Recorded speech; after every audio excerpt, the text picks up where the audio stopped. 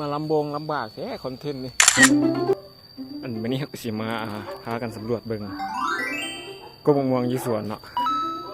ใช่เบิงต้นแรกกันเลยนี่แหละฉันจะพากันเบิงมะม่วงเนี่ยมะม่วงอยู่สวน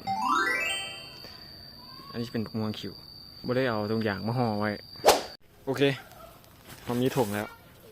มาชิมาเพียงแต่5 หน่วยก็พอหน่วยแรกหอมใส่ถุงไว้อัดหน่วยที่ 2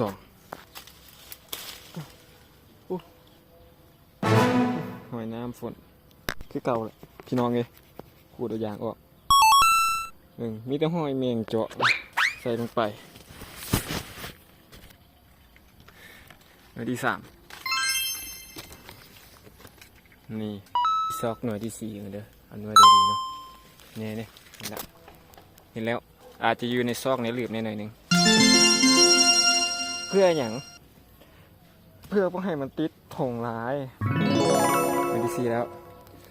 ซอกหน่วยที่ 5กันเลยพี่น้องในหลืบหน่อยหนึ่งน้ำอย่างฟงเลย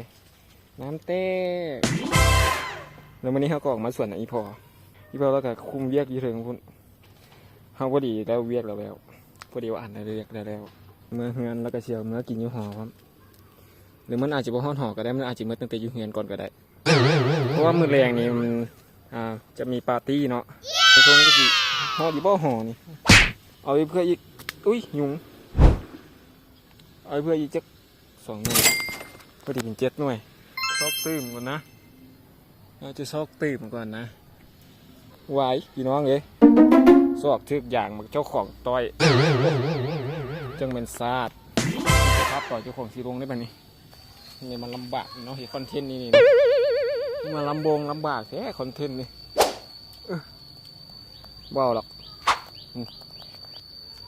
ปลามันอยู่ทั้งนี้แหละให้แมง